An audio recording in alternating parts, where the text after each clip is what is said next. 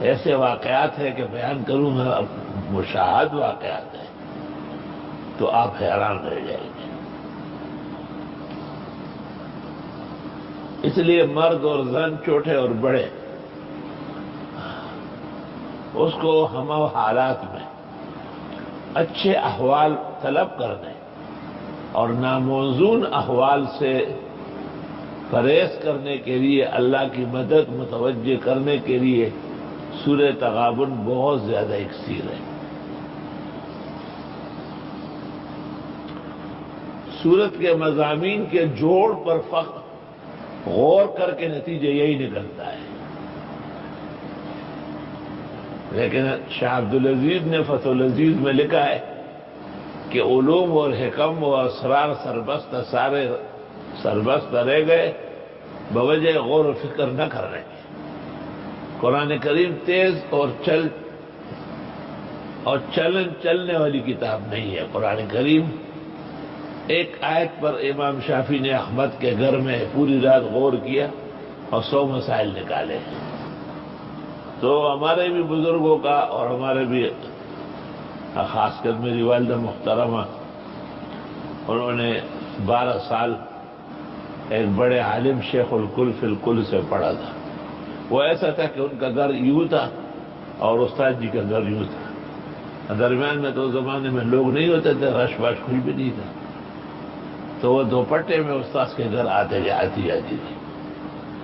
یہ وہ زمانہ تھا کہ عباس خٹک جو بعد میں کمانڈر ان چیف ہوئے، ان کی بڑی بہن سلطانہ، وہ بھی والدہ کی ہم سبق تھی، اور استاد جی کا درس کا یہ عالم تھا کہ وہ فجر کی نماز پڑھانے کے بعد گھنٹہ 1.5 گھنٹہ وہیں طالب علموں کا سبق پڑھاتے تھے۔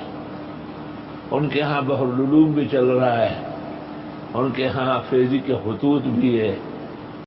ایک طریقہ یہ بھی ہے جسے ہم تعویذ کہتے ہیں۔ تعویذ اصل میں آز یعوذ سے باب تفعیل ہے، عوذ یعوذ۔ تعویذ کے معنی ہیں کسی کو پناہ دلانا۔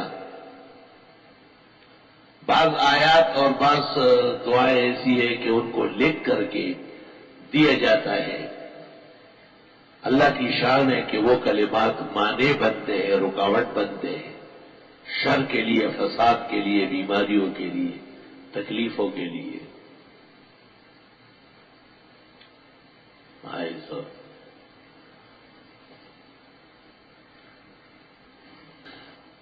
میں اکثر شاگردوں کو کہتا ہوں دورہ حدیث میں کہ لکھا کرو، جب کوئی شخص تم سے مانگے اور دل بھی چاہے تو لکھا کرو، تاکہ آپ کے لکھنے میں برکت آ جائے، اخلاص سے، درد سے، غم سے۔ اور جب طبیعت نہ چاہے تو معذرت کر لو کہ میرا تجربہ نہیں ہے، میں نہیں لکھ سکتا۔ جھوٹ نہ لکھا کرو، مناسبت دیکھو۔ بھائی درد اور غم تو ایسی آیات موجود ہے، وَلَهُ مَا سَكَنَ فِي اللَّيْلِ وَالنَّهَارِ وَهُوَ السَّمِيعُ الْعَلِيمُ، سورہ انعام آیت نمبر 13۔ بھئی کیس چل رہا ہے، ہمیں عزت ملے، فتح ملے، اِنَّا فَتَحْنَا لَكَ فَتْحًا مُبِينًا۔ بھئی بیمار بہت تڑپ رہے ہیں، وَنُنَزِّلُ مِنَ الْقُرْآنِ مَا هُوَ شِفَاءٌ وَرَحْمَةٌ لِّلْمُؤْمِنِينَ، یہاں تک۔ وَإِذَا مَرِضْتُ فَهُوَ يَشْفِينِ فِيهِ شِفَاءٌ لِّلنَّاسِ شِفَاءٌ لِّمَا فِي الصُّدُورِ۔